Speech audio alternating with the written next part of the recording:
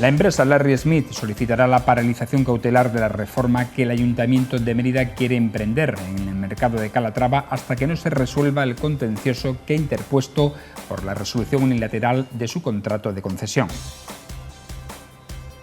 El SEPAD no impondrá nuevas restricciones sanitarias a los usuarios de los centros dependientes de este servicio al estar todos libres de COVID. Se ponen en marcha 2 campamentos urbanos para este verano en Mérida, uno de robótica y drones y otro verde dirigido a chicas y chicos de 6 a 14 años. Se estrena Mercado de Amores en el Festival de Mérida, una obra en la que el elenco encabezado por Pablo Carbonell y Víctor Ullate Roche asegura muchas risas. Comienzan a llegar peregrinos a Santa Eulalia en bicicleta, moto y andando a través del camino abierto desde la localidad murciana de Totana. Este jueves aumentan las temperaturas de manera más destacada en las mínimas, que subirán hasta en 5 grados.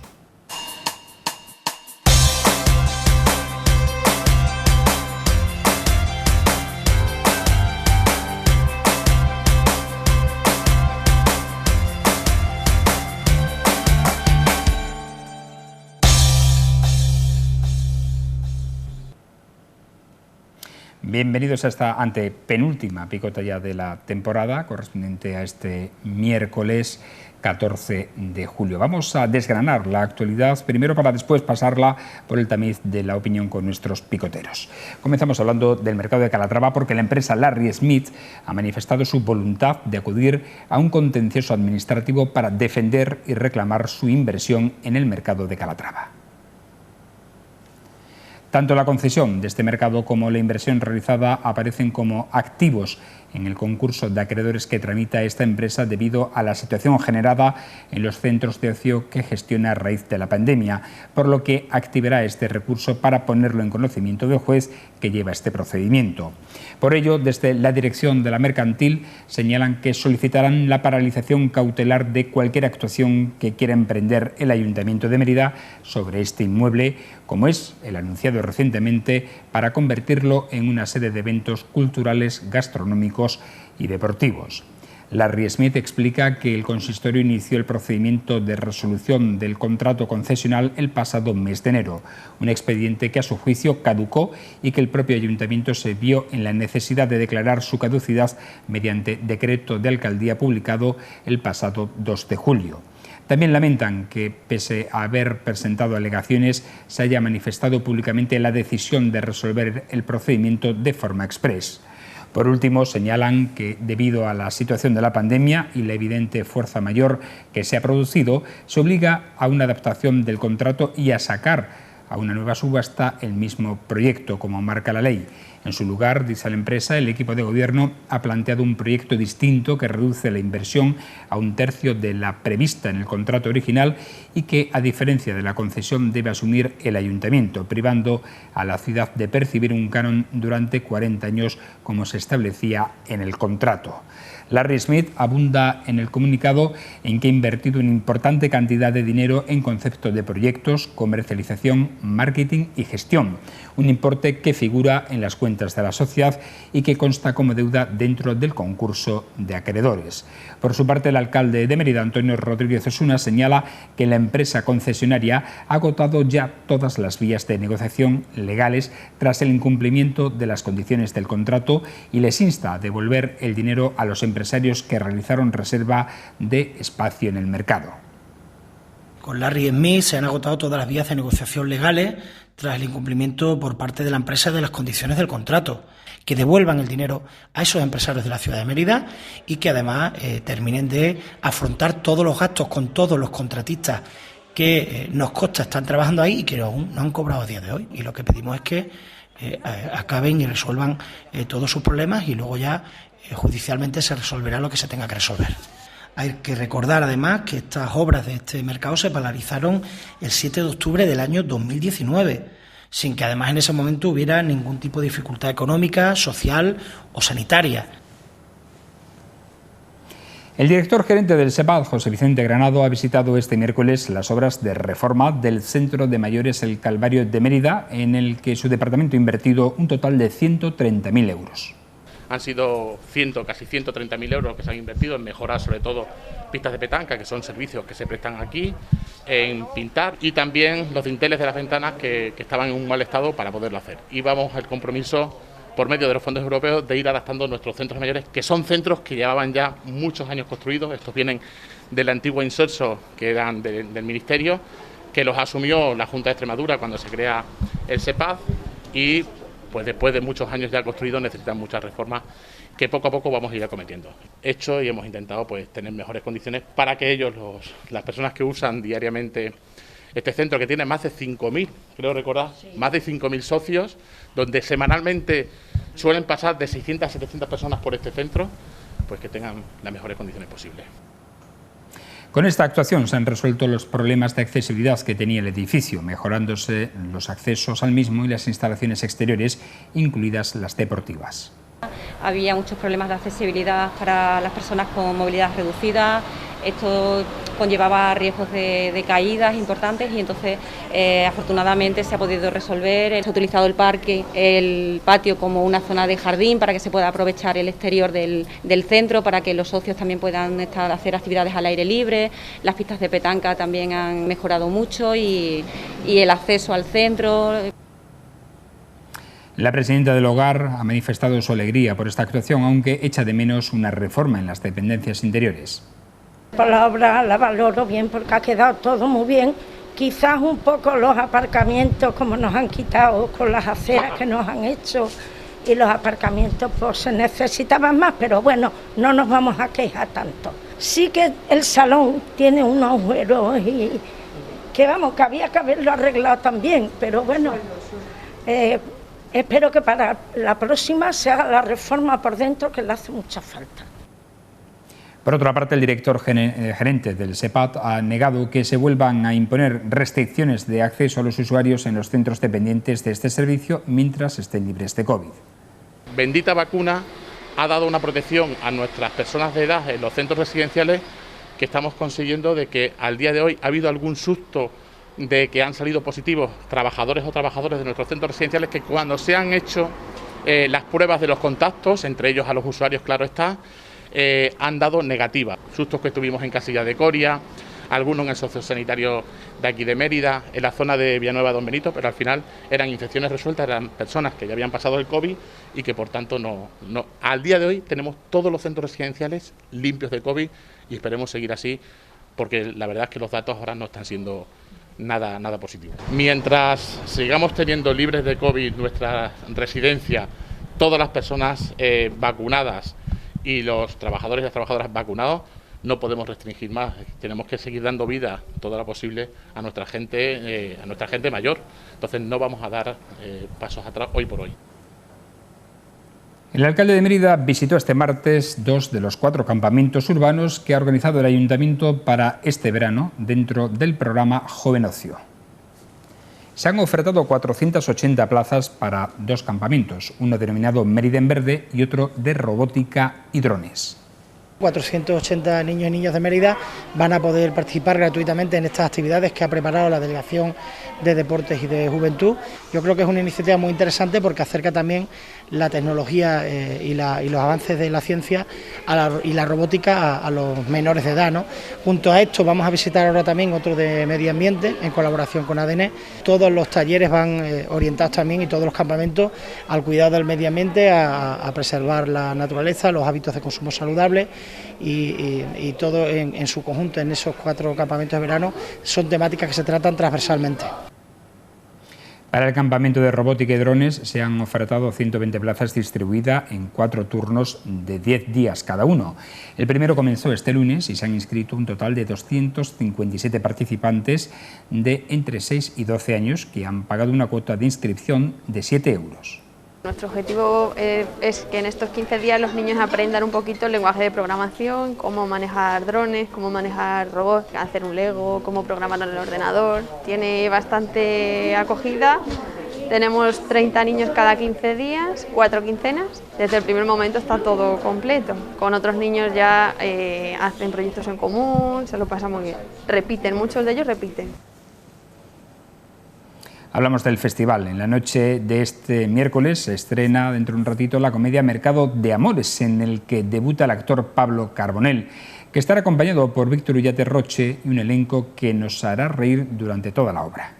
Mercado de Amores es una obra que engloba 3 comedias de Plauto, El Mercader, Casina y La Comedia de los Asnos, en un texto adaptado por Eduardo Galán y dirección de Marta Torres. El personaje principal que encarna Carbonell refleja todos los defectos típicos de una persona que no tiene conocimiento de lo que es moral y de lo que no lo es. Tú verás lo que haces, pero yo me marcho, porque si me quedo aquí se va a armar la de Troya. Luego iré a hacerte la mujer más feliz del mundo. A esta pelandusca no pienso verla nunca más. Y tú, Erotía, ¿por qué no te vas con tu amiguita? ¡Amo! El que se va soy yo antes de que lo casen. Pero ¿tú dónde vas? ¿Cómo vas a dejar a la novia plantada? Querido pueblo de Roma, hoy estamos aquí felices para asistir a la boda de Carina y Olimpión. ¡Vivan los novios! ¡Carina no se casa! Si mi ama dice que no me caso, yo le hago caso y no me caso. Toma, Olimpión. Mercado de Amores permanecerá en cartel hasta el próximo domingo en el Teatro Romano, en funciones que comenzarán a las 11 menos cuarto de la noche. Han recorrido 650 kilómetros en bicicleta, que es la distancia que separa el santuario de Santa Eulalia de Mérida, en la localidad murciana de Totana, de la Basílica de la capital extremeña. Les hablamos del periplo que 2 ciclistas de esta localidad murciana comenzaron el pasado 4 de julio con el apoyo de un coche en un viaje que concluyó este martes con la llegada al templo emeritense, donde le esperaban miembros de la asociación y la delegada de turismo. La Fundación La Santa promovió en 2019 esta nueva ruta de peregrinaje que conecta Totana con Mérida, uniendo estas 2 ciudades hermanadas por su devoción a Santa Eulalia a través de varias vías verdes. El camino se divide en 30 etapas con 4 tramos principales y ya se han recorrido en Vespa y ahora algunos peregrinos lo están haciendo andando durante los fines de semana. Así nos cuenta su experiencia uno de los ciclistas peregrinos.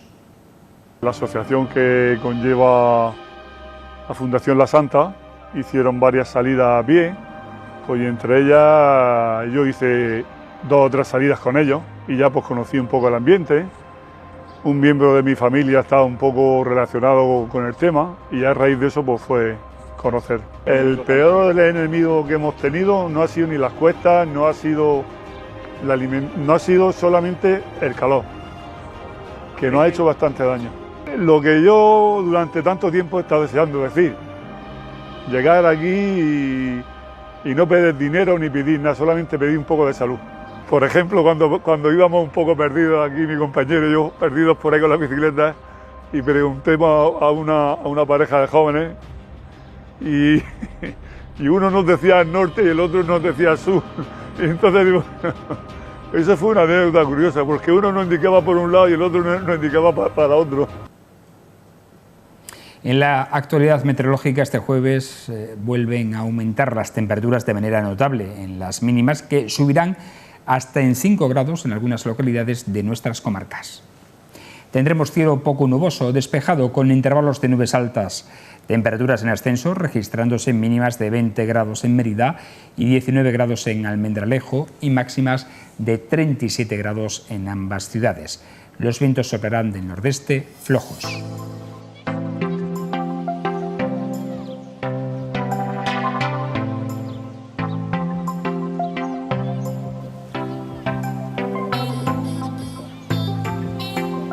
La Junta de Extremadura ha solicitado al Ministerio de Sanidad el envío de 125.000 test de antígenos para destinarlos a los cribados que se están realizando en nuestra región. La previsión es que lleguen a finales de semana, pero de poco servirán estos test si quienes tienen que hacérselo pues no se presentan a las citas. Y es que en algunas áreas de salud de nuestra comunidad solo se presentan 4 de cada 10 personas que deberían realizárselo, una cifra que afecta sobre todo a los grupos de edad más jóvenes. También se está dando la circunstancia de que los positivos no están suministrando toda la información acerca de sus contactos directos, creyendo que de esta manera les hacen un favor al no tener que guardar cuarentena. Y lo que se está produciendo es una mayor propagación de los contagios, si cabe, al no tener controlada a toda la población que puede estar infectada. Por eso, cuando se pide responsabilidad, esta no solo debe recaer en el cumplimiento de las medidas sanitarias, sino en colaborar yendo a los cribados si se cree que se tienen síntomas o ha estado en contacto con una persona infectada, y también en suministrar toda la información, porque resulta esencial para poder contener esta quinta ola que estamos atravesando. Seamos responsables para que todos podamos tener un verano feliz. Buenas noches. Entramos ahora a valorar los asuntos más importantes que nos deja esta jornada, pasados por la opinión de nuestros picoteros. Hoy están con nosotros para opinar, para hablar de ello. Javier Segura, ¿cómo está? Buenas noches, ¿qué tal? Buenas noches, pues muy bien. Aquí con muy buena temperatura de momento, mañana ya parece que la cosa nos pega fuerte. Bueno, te referirás aquí en el interior, en los estudios, porque fuera ya ha hecho calor hoy. Bueno, pero a ver, que estamos en el mes de julio, que todavía los días siguen siendo largos, que las temperaturas que hemos tenido el fin de semana no tienen nada que ver y que, bueno, pues todavía entiendo de que la noche refrescará como para poder conciliar el sueño. Lo del fin de semana fue terrible, vamos, no lo quiero ni volver a ver. Y Luis Manuel Tobaja, ¿cómo está? Buenas noches, ¿qué tal? Muy bien, estamos bien. Si me lo permites, quería felicitar hoy a todos los españoles que pagamos impuestos, que es el día de la liberación fiscal. Ya estamos tranquilos, sabemos que solo necesitamos más de la mitad del año para poder pagar nuestros impuestos al Estado, así que es un día de alegría. ¿Ese día está declarado por Naciones Unidas o cómo va? Es una cuenta, tantos impuestos se pagan, tal es la renta media, hasta tal día tienes que estar pagando. Eso de media... Hoy, a partir de hoy ya hemos pagado todos los impuestos, ¿no? O sea, a partir de hoy ya empezamos a ganar para nosotros. La media de los españoles. Ajá. En realidad los extremeños pagamos un poquito más de impuestos, me imagino que será mañana pasado, los catalanes dentro de una semana, y hay algunos que... Bueno, no abramos la espita de un nuevo tema porque tenemos hoy mucho que abordar. Por cierto, que respecto a lo que tú has dicho de las temperaturas, ayer leí un post en Facebook que es muy gracioso y que viene un poco más o menos a decir que en verano hace calor y que es inevitable que haga calor. Lo raro es que haga frío. Exacto. Pero que eso de las olas de calor es que es muy normal en esta época del año, ¿no? Y venía a contar cómo en su infancia, yo creo que todos hemos pasado por eso, tenía imágenes de recuerdo de que cuando hacía calor y no existían los aires acondicionados en las casas, pues nuestras madres nos ponían una sábana en el suelo para que a mediodía nos tumbásemos ahí al fresquito del suelo o durmiésemos por la noche con las puertas del comedor abiertas o en la terraza, incluso en esas noches de sofocante calor. Y que eso lo hemos pasado todo y estamos aquí vivos vivitos y coleando. Y a ver, y yo recuerdo haber pasado noches hasta altas horas de madrugada con padres y abuelos en la puerta de casa tomando el fresco. Sí. Y es verdad que eso lo hemos perdido y no sé a motivo de qué. Quienes tienen patio y disfrutan de patio pues lo siguen haciendo y si no, pues era la puerta de las casas. Se echan de menos las sillas en las puertas, en las calles, donde los vecinos interaccionaban socialmente sin ningún tipo de red. Efectivamente, no había ninguna necesidad. Es más, fíjate que te voy a contar una anécdota, porque claro, me cogió también en edad de preadolescencia, donde uno empezaba a probar determinadas cosas que no eran todo lo buenas que debían de ser. Y entonces, una de las precauciones que teníamos es, ten cuidado, no bebas mucho, a ver si los vecinos, ahora que vas por la calle por la noche, pues te notan algo que ya tiene el problema encima. Entonces tú ibas muy serio, muy derecho, buenas noches, buenas noches, buenas noches, buenas noches, buenas noches, saludando a toda la calle hasta que llegas a tu casa. Esto era así. Eso se ha perdido, ¿eh? Qué pena. Todavía hay algún barrio en Mérida que hay, sí, poquito, pero hay algunos. Sí, que conservan esa costumbre. Y es bonito, a mí me gusta esa costumbre, bueno, pues que refleja la esencia de pueblo que han tenido estas ciudades, ¿no? Y que siempre han sido un pueblo. Pueblos grandes, pero pueblos, al fin y al cabo. Cierto. Bueno, vamos a abordar los temas de actualidad ya. Hoy ha estado la mañana movida con comunicados en un sentido y en otro acerca del mercado de Calatrava, porque la empresa Larry Smith nos sorprendía con un comunicado en el que señalaba que iba a emprender actuaciones judiciales a través de un contencioso administrativo para reclamar al ayuntamiento la resolución unilateral del contrato de la concesión para la reforma y explotación de este mercado. Dice que ha gastado mucho dinero tanto en la redacción de los proyectos como en la demolición de prácticamente la parte interior entera del mercado de Calatrava y en los programas de marketing para poder captar la financiación para poder ejecutar este proyecto, cuyo coste ascendía a algo más de 3 millones de euros. Señala también en el comunicado que el ayuntamiento ha errado con esta decisión, ya que en lugar de recibir un canon durante 40 años, ahora ha de pagar de su propio dinero 1 millón de euros, del dinero de todos los ciudadanos de Mérida, 1 millón de euros con el proyecto municipal que quiere emprender para convertirlo en un lugar que acoja eventos culturales, gastronómicos y deportivos. Por otra parte, el alcalde de Mérida, Antonio Rodríguez Osuna, ha contestado que la empresa abandonó las obras en 2019, mucho antes de que surgieran estos problemas derivados de la pandemia de coronavirus, y que se han agotado todas las vías administrativas con la empresa. Es lo que ha dicho Antonio Rodríguez Osuna al respecto. Bueno, y que como medida cautelar, que es lo que se me olvidaba y la parte quizás más importante, la empresa ha anunciado que pedirá medidas cautelares para que, mientras dure el proceso, el contencioso administrativo, el ayuntamiento no pueda realizar ninguna actuación, ninguna obra de reforma en este mercado. Luisma. Lo primero, que es una pena tener un espacio tan bonito, un edificio de finales del siglo XIX tan emblemático como ese en el centro de Mérida, y que por H o por B continúe cerrado y sin dársele uso. Eso es lo primero.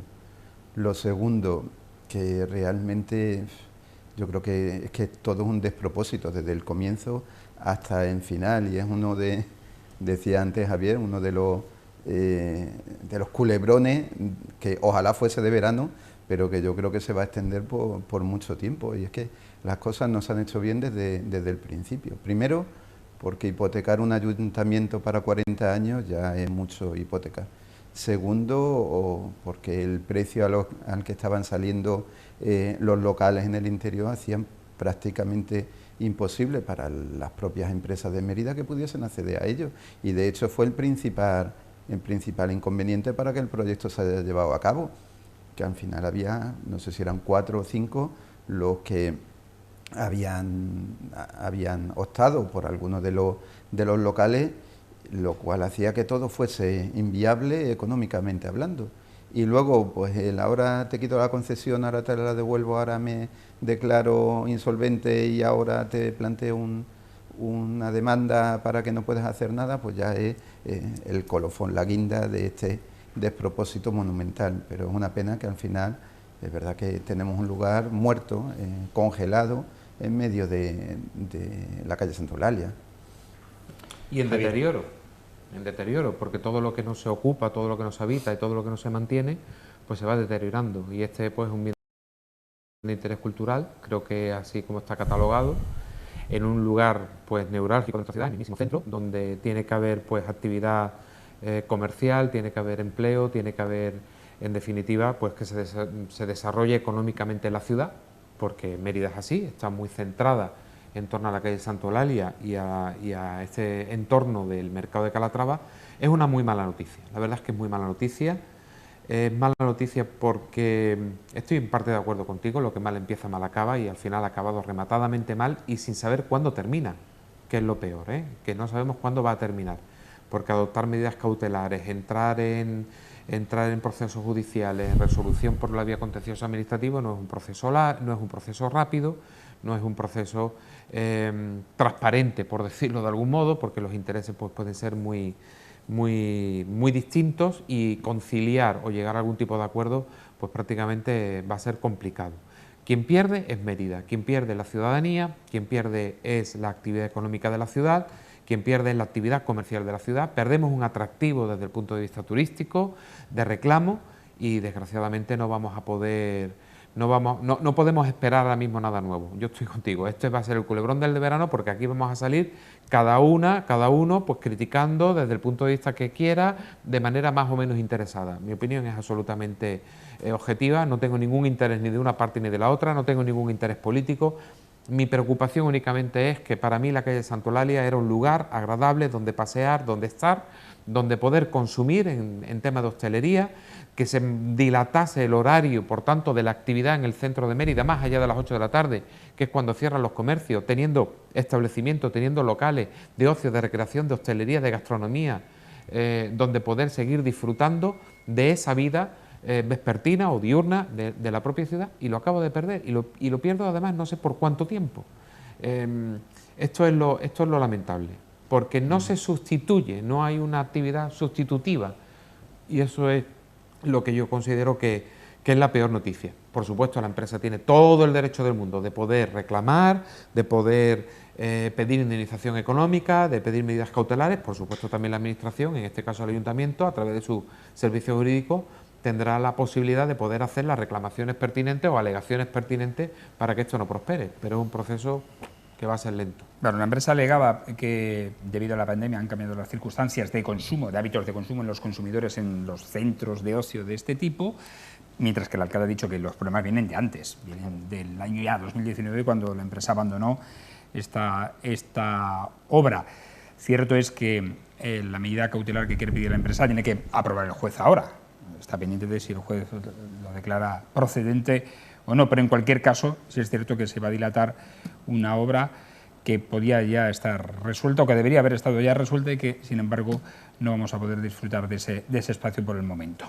Hay dos detalles que creo yo relevantes también. Aquí uno, que se echó a los empresarios que ya estaban allí y que muchos de ellos no querían dejarlo, que se han quedado sin su lugar de trabajo y que en buena ley yo creo que deberían estar enfadados por la situación. No digo contra nadie, digo por la situación. Y segundo, que yo creo que hay un pequeño problema de indefinición sobre qué se desea hacer con ese local, porque por un lado se hablaba de dedicarlo pues a la hostelería, a tiendas o a lo que fuese, es decir, a iniciativa privada, y resulta que ahora de repente cambiamos y queremos convertirlo en unos salones sociales, es decir, de iniciativa pública. Lo uno y lo otro, no digo que sean incompatibles, que no lo son, pero hay que definirlo, porque lo uno significa que el ayuntamiento tiene que estar dispuesto a sufragar lo que cueste el mantenimiento de ese solar, de ese local, durante el tiempo que sea, y lo otro significa pues que tendrá que haber iniciativa privada que cubra los gastos, o mitad y mitad, pero el caso es que se defina. Lo que no puede ser, lo que no creo yo que sea serio, ahora vamos a hacer esto, ahora vamos a hacer lo otro, y al final, pues obviamente lo primero que ocurre es que estás espantando a los posibles inversores. Es decir, si ahora me cambias de proyecto en mitad del verano, en este caso, y me dices, no, ahora vamos a dedicarlo a ferias de muestras, el que tuviese pensado invertir ahí, pues dirá, ¿y yo qué hago? ¿Invierto? ¿No invierto? ¿Me quedo con mi dinero porque es mío y me ha costado mucho ganarlo? Bueno, por cierto, estamos inmersos en la quinta ola de contagios del coronavirus, y ayer, ante los medios de comunicación, el consejero de Sanidad y Servicios Sociales de la Junta de Extremadura, José María Vergeles, señaló que de momento, o por ahora, la Junta no iba a arbitrar nuevas medidas, nuevas restricciones al ocio nocturno o la hostelería, puesto que aunque están en ascenso los contagios y la incidencia acumulada 14 y 7 días en la región, que ya supera en la media regional los 260 casos, la tasa de positividad parece que empieza a tender a la baja, está bajando, que es la tasa de positividad es lo que más o menos delimita el número de contagios que se puede proceder y que parece que podría empezar a contenerse. No se va a adoptar medidas como ya sí se han adoptado en Cataluña, en Valencia, incluso en Galicia se están barajando con el ocio nocturno. En Valencia incluso han conseguido que el juez o la justicia le conceda el confinamiento nocturno, que es el toque de queda, desde la 1 de la madrugada y hasta las 6. Y preocupa y mucho, sigue preocupando, la tasa de incidencia en los jóvenes, que se eleva a más de 900 casos. A esto hay que añadir que en los programas de cribado que se están llevando a cabo en todas las áreas de salud, y para que la Junta ha pedido 125.000 test de antígenos al Ministerio que llegarán el próximo viernes, pues resulta que solo 4 de cada 10 acuden a estos cribados, y que además de los positivos declarados no cuentan toda la verdad, no cuentan quiénes son sus contactos directos para evitar que pasen una cuarentena, por lo que los contagios difícilmente se pueden contener bajo estas circunstancias. Javier. 3 partes. incidencia hospitalaria no está teniendo esta quinta ola un impacto tan grave como las que hemos tenido en la segunda y en la primera. Segundo, esa es la principal causa, cierto, que ha esgrimido el consejero para que no se arbitre ningún tipo de medida, nueva restricción hacia la hostelería o el ocio nocturno. Segundo, hablamos de la hostelería y del ocio nocturno, creo que lo están ejerciendo con bastante responsabilidad en cuanto a los aforos, en cuanto a las medidas de prevención, en cuanto al empleo de material de protección y de desinfección. Aquí de verdad que creo que hay que reconocer al conjunto de la hostelería su esfuerzo económico, su esfuerzo de atención, su esfuerzo de sacrificio, de restricciones que están viviendo en un momento en el que se suele disfrutar más por la temporada en la que estamos y que sus aforos están restringidos, pero hay que reconocer que ellos y ellas pues lo están haciendo de manera responsable. Tercero, comportamiento de las personas jóvenes. El comportamiento de las personas jóvenes en su mayoría es el adecuado. En el devenir diario, en cada día, se están señalando determinados comportamientos que no son adecuados en determinados momentos que no son todos los días. Y en eso es donde efectivamente hay que señalar y hay que apelar a esa responsabilidad, y es que no hay otra manera, Esto es más viejo que Rousseau, Esto ya lo decía Rousseau en el contrato social de Rousseau, que fue el que decía, los derechos de los ciudadanos son, ¿vale? Porque nos reconocía a los súbditos, los reconocía como ciudadanos, de ahí nacieron los derechos humanos. Por Rousseau decía, habrá un porcentaje muy pequeño de la población que no necesite derechos o que no haga uso de sus derechos o que haga un uso inadecuado de los derechos. Eso pasa con todo. En las carreteras, cuando tenemos que circular a 90, habrá quien pase por encima de los 90. Cuando tenemos que salir del trabajo a las 3 de la tarde, habrá quien salga un poquito antes del trabajo. Cuando haya que empezar el trabajo a las 9 de la mañana, habrá quien tarde un poquito más en llegar. Así con todo, siempre habrá un porcentaje pequeñito de la población que no cumpla ni con sus derechos ni con sus obligaciones. Pues aquí nos está pasando exactamente igual. No señalemos culpable a la totalidad de la población joven. Que la que no se está presentando a los cribados, que la que no se está dando la información correcta de quiénes son sus contactos estrechos, la que no está cuidando las medidas que se están proponiendo desde los establecimientos de hostelería, son una minoría.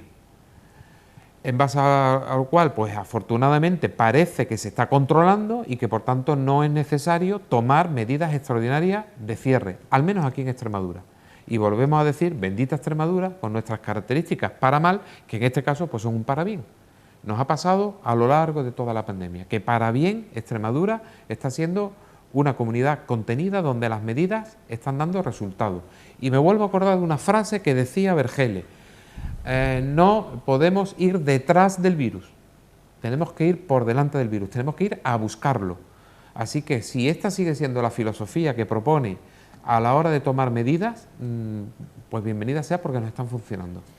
Hay un problema añadido que es en el caso de las comunidades que están pidiendo la restricción, sobre todo la del toque de queda, que la justicia en unos casos está dando la razón a favor, como es el caso, como hemos comentado, de Valencia, ahora lo va a pedir también Cantabria, y justicia que se lo ha negado a otras comunidades como a Canarias, por ejemplo, que la ha solicitado. Aquí una brecha importante que evidentemente no equipara unas comunidades con otras en las medidas a adoptar. Luisma.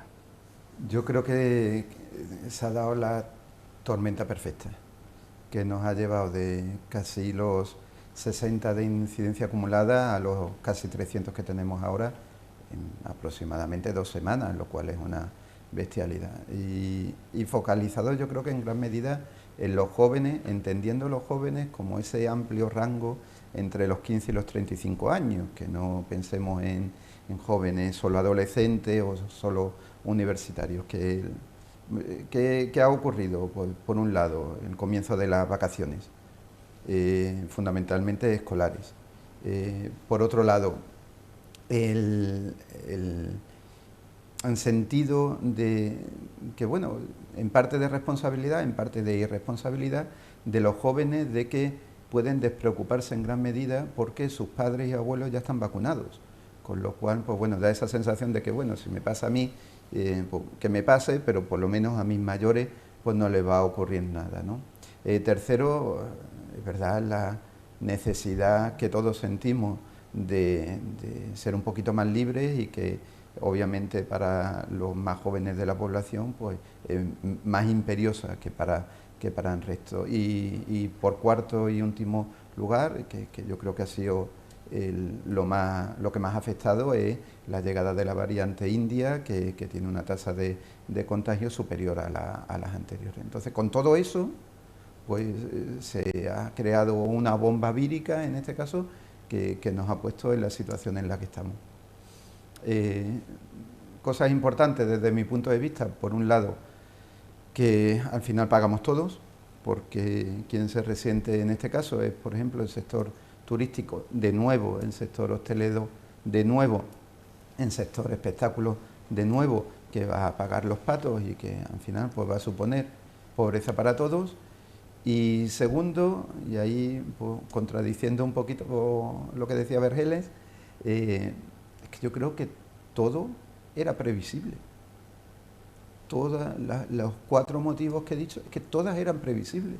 Todo el mundo sabía que los jóvenes tenían ganas de pasarlo bien, todo el mundo sabía que terminaban sus tareas académicas, escolares a finales de junio, todo el mundo sabía que llegaba la variante india, que además era más contagiosa que el resto, y todo el mundo sabía pues, que los mayores ya estábamos protegidos por la vacuna. Entonces, yo creo que ahí de nuevo ha faltado previsión, en darse cuenta, bueno, todo esto unido a quitarnos las mascarillas, que yo creo que es lo que menos afecta a efectos de contagio, ¿no? Pero ¿se podía haber previsto otras acciones para no tener que vernos en estas circunstancias que nos vemos ahora? Quizás sí. Yo tengo la sensación de que lo estamos haciendo mal, y no me refiero solo a las administraciones porque puedan decretar medidas más flexibles o más inflexibles con el coronavirus, sino en la población. Cuando llegó el virus en marzo, fuimos los campeones de los contagios en Europa, pasando a Italia, que en principio era la referencia más importante de contagios que había. En la tercera ola, la de enero, con la variante británica, también fuimos los campeones de Europa.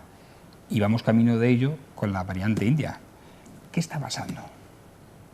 Porque nuestro país recibe, iba a decir, 50 millones de personas del extranjero, este año bastantes menos, obviamente, pero somos uno de los países que, en cuanto a acogimiento de personas y movimientos migratorios incluidos, pues, ¿qué quieres que te diga? Pues no tenemos la misma frecuencia de tránsito que puede tener cualquier otro país europeo o cualquier otro país incluso del arco mediterráneo, ¿vale? Pero que no sé hasta qué punto tenemos que utilizar aquí un ranking de quienes más o menos en la liga semanal, porque es que hace 2 semanas estábamos mirando a Portugal y decíamos cómo es posible que, y hace 3 semanas estábamos mirando a Francia y decíamos cómo es posible que allí, ¿cómo? Al final las medidas se están tomando muy similares en todo lo que es el arco europeo, en cuanto a vacunación, en cuanto a edades de personas vacunadas, en cuanto a tipo de vacunas que se están poniendo en el conjunto de la población, medidas de prevención. Aquí lo único que ocurre es que creo que o solamente escuchamos nuestras propias críticas con mayor vehemencia o somos más vehementes a la hora de ser críticos y no tenemos esa percepción o esa disciplina como la que tomamos en su momento, al principio de la pandemia, donde a todos nos mandaron para casa y todos nos mantuvimos en casa. Y donde afortunadamente la policía y las fuerzas de seguridad que hacían las rondas para verificar que todo el mundo estaba en su casa, lo más que hacían era tocarnos la sirena a las 8 de la tarde para animarnos a salir a los balcones a aplaudir porque lo estábamos haciendo adecuadamente bien. No creo que los rankings sean determinantes, y tampoco le estoy atribuyendo al turismo, ni tampoco le estoy atribuyendo a las personas que tienen movilidad el factor determinante, simplemente digo que evidentemente eso influye, ya está, es lo único lo que quiero ver. Que nuestra forma de socializar en el espacio abierto, por supuesto que también influye. No nos pueden mandar a casa como si tuviéramos aquí 10 grados bajo cero, como pueden tener en Noruega. Bueno, ahora tendrán 5 o 6 grados. Es que no es lo mismo, vamos, que no es lo mismo. Que no es lo mismo. Que aquí a las 8 de la tarde, a partir de las 8 de la tarde, hay que dar un paseíto. Y se encuentra con la gente y se para a hablar. Pues ya está. Y tomar una cervecita o un refresquito. También, claro. 20 grados en Noruega son como 35 aquí, o sea que... Pero allí está nublado y aquí hace... Yo no lo sé.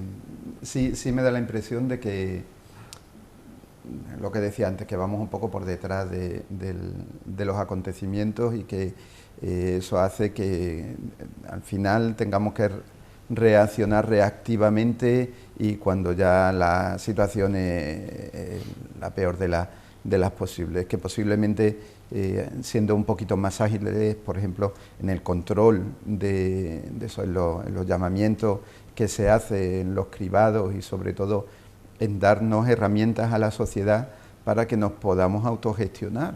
Ayer hablaban de que se van a empezar a vender en la farmacia test. No entiendo por qué no se ha hecho hace un año. Es decir, cuanto más información tenemos, cuanto mejor nos podamos autorregular, mejor. De todas maneras, yo... Porque creo que no había, creo que es lo mismo que con las mascarillas en su día. Y porque crea al final una falsa sensación de seguridad. Si yo me hago un test de antígeno en estos momentos y me dice que estoy negativo, que no tengo el virus presente en el organismo, no quiere decir que mañana lo pueda adquirir. Que te vayas de fiesta. Pero si no lo tienes, vas a actuar de la misma manera. Entonces, si te da positivo, pues entonces ya sabes que te tienes que quedar. No sé. No, que te tienes que callar y no decir con quién has estado para que no te metan. Esa es otra opción. Lo que hablábamos antes, el tema de los cribados tiene una seguridad muy relativa, entre otras cosas, porque ya se vio antes, no ahora con los jóvenes, sino anteriormente. Sobre todo con trabajadores, que el que temía que podía ser positivo se quedaba en casa para que no le cribasen y no le encerrasen días en casa. Entonces hay cosas que están funcionando y cosas que no. Yo de todas formas creo que una de las cosas que nos está engañando un poco es el índice que estamos utilizando. Solamente estamos utilizando el índice de positivos. Y no todos los positivos son iguales. Dentro de esos positivos, ¿cuántos hay realmente en la UCI? ¿Cuántos hay realmente hospitalizados? Si la mayoría son asintomáticos, a lo mejor no es tan grande el problema, ¿no? Yo creo que, no digo que el índice está mal, creo que es insuficiente. Creo, allá en tiempo se habló de una serie de parámetros, el índice de incidencia, uno de ellos, que es el más cómodo de utilizar, pero luego tenemos la presión hospitalaria, la presión en UCI, y eso no se está incorporando a las decisiones, por lo menos que se sepa, ¿no? Entonces, cuando tú lo fías todo a un único índice y resulta que ese índice te está mostrando solo una pequeña parte de lo que ocurre, de la realidad, a lo mejor tomamos decisiones erróneas. Lo que sí dijo ayer Vergeres es que precisamente por eso no se han adoptado medidas más restrictivas, porque la presión hospitalaria es buena en Extremadura. Claro, pero eso es lo que estamos vendiendo a Europa y lo que está haciendo que Europa no venga. Es que ese es el argumento que estuvo utilizando ayer el Gobierno de Andalucía, que además aportó un dato respecto de cómo eran las personas que estaban en la UCI. Decía, un 72% de las plazas ocupadas en UCI como consecuencia del COVID son personas que ya deberían de haber estado vacunadas, pero que se negaron a recibir las dosis de la vacuna correspondiente, es decir, los famosos negacionistas, ¿no? Un poco en esa idea, claro, esa era la idea que se estaba utilizando, es decir, bueno, que estemos hablando de estos índices de contagio no quiere decir que sea realmente grave, puesto que son personas o asintomáticas o que no están reproduciendo la enfermedad, pero que sí la están transmitiendo. Y quienes están en la UCI son los que no se vacunaron. Me estoy riendo porque había un médico de urgencias que decía que incluso hospitalizados había negacionistas que estaban hospitalizados con el COVID y eran negacionistas todavía. Que bueno. Hay para todo, ¿no? Oye, qué pena, nos hemos pasado el tiempo de no poder hablar de Cuba y de esa revolución o contrarrevolución que se está dando en las calles de Cuba, de los amigos cubanos que piden libertad ante una crisis muy dura que están pasando, y los comentarios desafortunados por parte de algunos políticos españoles. Nos referimos a la diputada de Unidas Podemos, Aína Vidal, en la que comentó ayer que el gobierno cubano no es una dictadura. No sé a qué se refería exactamente. Después, en redes sociales quiso matizar un poco las declaraciones, pero dicho con esa crudeza, fue una metedura de pata en toda regla. Dos palabras para definir lo que está pasando en Cuba. Me quedo con las palabras del presidente Pedro Sánchez ayer en una cadena de televisión, la puedo nombrar, ¿no? En Telecinco, donde decía, lo que está claro es que lo de Cuba no es una democracia. Y a partir de ahí que lo interprete cada uno como quiera, en el sentido de darle la otra etiqueta. Una democracia no es. Y como no lo es, pues permitamos o ayudemos a que el pueblo cubano, el que está en el país y el que está fuera del país, construyan su democracia. El embargo no ayuda, El embargo no ayuda y lleva muchos años embargado, De eso no se habla. Y de las carencias que hay en Cuba, parece que tampoco. Hay que buscar el debate en la etiqueta. Eso me parece que no se lo merece Cuba. Yo creo que cuando se detienen a las personas por manifestarse o se les corta internet para que no salgan los problemas al exterior, joder. Luisma. Es un problema obviamente que hay que resolver y engañándonos a nosotros mismos y maquillando la realidad con palabras bonitas no nos ayuda. Y es verdad que el problema de los cubanos es que no tienen para comer, que no tienen medicina, que no tienen luz, que no tienen internet en este caso y sobre todo y fundamentalmente que llevan 70 años sin tener libertad. Entonces, y un embargo, Y un embargo. Por favor, Que tiene que ver con todo lo anterior, obviamente, ¿no? Pero que el problema es ese, vamos a ver cómo se resuelve, cómo se ayuda y desde luego que España ponga de su parte. Siempre hemos significado mucho para toda Latinoamérica, no vamos a dejarlos a su suerte. España hace un siglo debe involucrarse era porque siempre ha sido el principal interlocutor europeo, ¿no? Siempre Cuba que se habla de España, asuntos hispanoamericanos o hace latinoamericanos, España es el que encabeza precisamente y debe ser quien fortalezca una acción en todo esto de mediación, ¿no? Debe hacerlo. Yo creo que Europa debe ejercitar ese papel a través de España, o con España a la cabeza, mejor dicho, de mediación entre Estados Unidos y Cuba, y debe entenderse. Nos vamos, no hay tiempo para más. Agradecer a nuestros picoteros su aportación y su opinión en esta última picota de los miércoles alternos de la temporada. Volveremos en septiembre, gracias a Luis Manuel Tobaja. Por cierto, ¿cuándo colgáis la entrevista que grabasteis ayer de Media de Novela? El primer viernes del mes. Primer viernes del mes, vale. Y ayer fue, ¿a quién veremos, mejor dicho? A Maribel Carvajal. Nos presentó su novela de La ciudad de los libros prohibidos, ambientada en la Roma imperial, en la emérita de la Roma imperial, un libro de verdad que recomiendo, muy interesante por la multitud aparte de por la trama que es interesante, por la multitud de detalles que da sobre cómo era la vida en la emérita del siglo I. Muy interesante, se lo recomiendo a todo el mundo. Interesante. Buen verano, Luisma. Buen verano, Javier. Muchas gracias. Que disfrutes mucho. Lo vamos a disfrutar, ya verás. Y a ustedes, agradecerles como siempre su atención, instándoles a que nos sigan en las redes sociales de esta casa, en Facebook, Twitter, YouTube, Instagram y también en la página web de Televisión Extremeña, donde encontrarán colgadas las noticias de interés tanto de la capital autonómica como de la región. Le emplazamos a una nueva edición de La Picota, será mañana jueves en torno a las 10 menos 25 de la noche aquí en la tele, en la TDT y en esas plataformas digitales. Hasta entonces, buenas noches y sean felices.